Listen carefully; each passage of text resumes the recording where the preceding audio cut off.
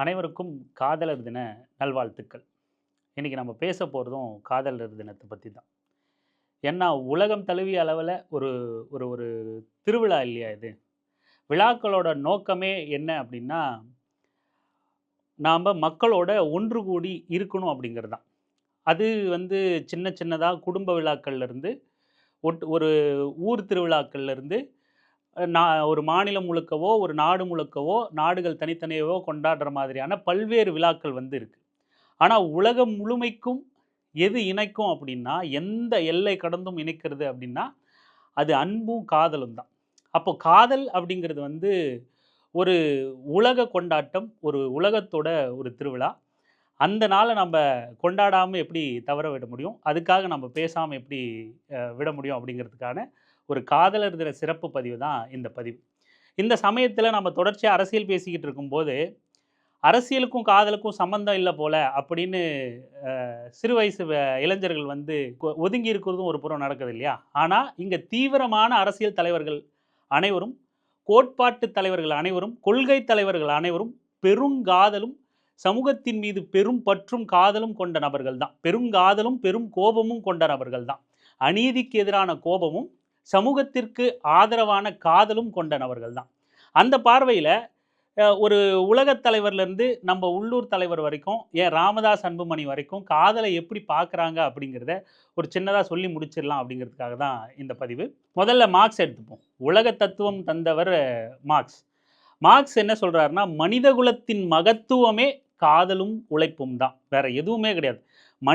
மனிதனுக்கு வந்து சிறந்த விஷயம் அப்படின்னு ஒன்று சொல்லணும்னாலே அது காதல் தான் அப்படின்னு சொல்லிட்டு மார்க்ஸ் வந்து உலக தத்துவத்தை தந்தவர். தொழிலாளர் வர்க்கத்தையும் சுரண்டலையும் உலகம் முழுக்க தொழிலாளர்கள்கிட்ட கொண்டு போய் சேர்த்த மிகப்பெரிய மாமேதை அவர். காதல், சிறந்த காதலுக்கு உதாரணமாக எப்போவுமே மார்க்ஸோட காதலை சொல்லுவாங்க. மார்க்ஸ் ஜென்னி காதல்.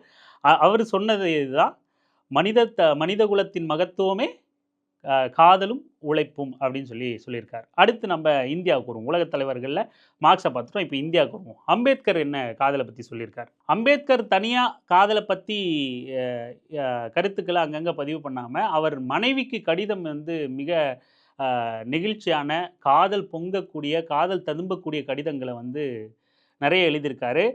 அது கொஞ்சம் சில மாதங்களுக்கு முன்னாடி வந்து அண்ணன் திருமா கூட அதை மேடையில் படித்து காட்டி ரொம்ப நெகிழ்ந்திருக்காரு காதல் பற்றி. அவர் மனைவி மீது எவ்வளோ பேரன்பு கொண்டிருந்தார் அப்படின்னு சொல்லிட்டு. ஒரு சின்ன உதாரணத்தை மட்டும் நான் சொல்கிறேன். என்னை தாங்கும் வலிமை மிக்க தூணாக நீயே இருக்கிறாய், என்னுடைய உலகத்தை கவனித்து கொள்கிறாய், உன் கண்ணீரை கொண்டு என் மன உறுதியை வளர்த்தெடுக்கிறாய், இதனால்தான் எல்லையற்ற அறிவு பெருங்கடலில் எந்த தடையும் இன்றி நான் ஊறி திளைக்க முடிகிறது அப்படின்னு சொல்லிட்டு இன்னும் நிறைய சொல்லியிருக்காரு. நம்ம ஒரு உதாரணத்தை சொல்கிறோம். மார்க்ஸ் அந்த மாதிரி காதலை கொண்டாடி இருந்தார். அம்பேத்கரும் காதலை மிக பெரிய அளவில் செலிப்ரேட் பண்ணியிருக்காரு. அதுக்கடுத்து தந்தை பெரியாருக்கு வருவோம். தந்தை பெரியார் என்ன சொல்கிறாருன்னா, சுதந்திரமான காதலுக்கு இடமிருந்தால்தான் ஒரு நாடோ ஒரு சமூகமோ அறிவு, அன்பு, நாகரிகம் முதலியவற்றில் பெருக்கமடையும். நிர்பந்த காதல் இருக்கும் இடத்தில் மிருகத்தன்மையும் அடிமைத்தன்மையும் தான் பெருகும். சுதந்திரமான காதல் இருக்கணும், எந்த நிர்பந்தமும் இருக்கக்கூடாது.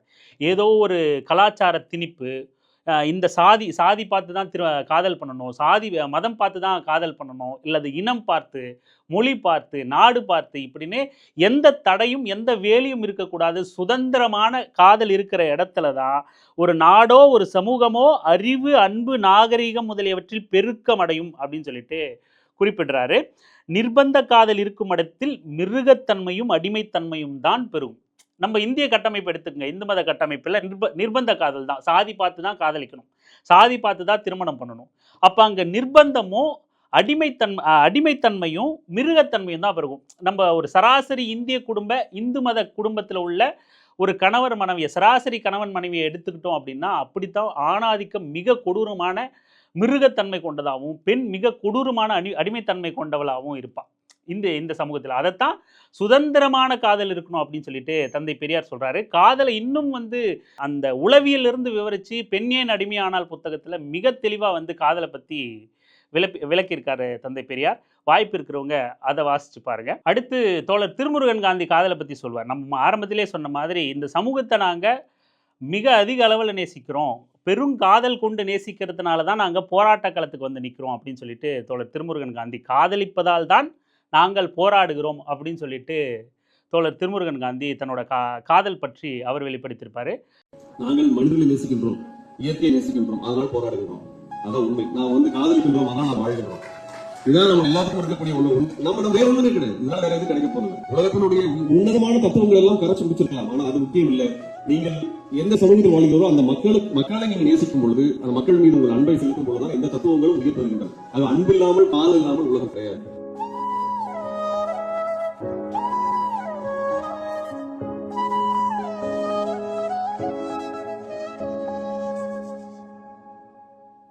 ஆனால் திருமா வந்து சொல்லவே தேவையில்ல, பல இடங்களை காதல் குறித்து பேசியிருக்காரு, விவரிச்சிருக்காரு. Love is nature, not a culture.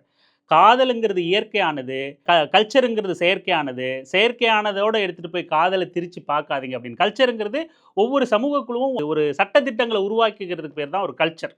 அப்போது லவ் வந்து நேச்சரானது, அது கல்ச்சர் கிடையாது அப்படின்னு சொல்லி பேசியிருக்காரு. இன்னும் மூர்க்கமாக இந்த நாடக காதலெல்லாம் எதிர்த்து பேசும்போது, காதல் வந்து ஒரு சுனாமி போன்றது, ஒரு பெரும் புயல் போன்றது, அதை போய் நீங்கள் அடக்க முடியுமா? காதல் ஒருபோதும் சாகாது. காதலர்கள் சாகலாம், காதலன் கோழையாக இருக்கலாம், காதல் கோழை கிடையாது. காதலர்கள் சாகலாம், காதல் சாகாது அப்படின்னு ரொம்ப ஆக்ரோஷமாகவும் பேசியிருக்காரு.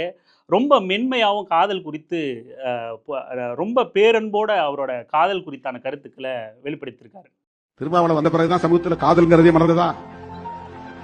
இது காதல்ங்கிறது சொல்லி கொடுத்து வர்றதா? இது எஜுகேட் பண்ணி வரக்கூடியதா?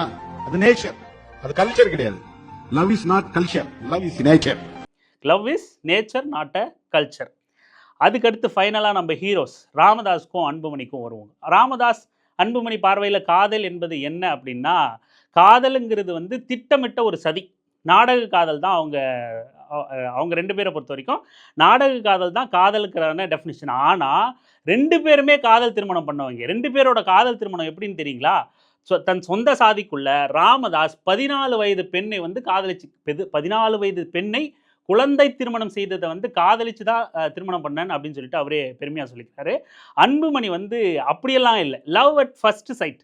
அப்படி கண்ணை பார்த்ததுனே ஃபயர் ஷாக் அடிச்சிருச்சா, மின்சாரம் பாஞ்சிருச்சான் அவருக்கு.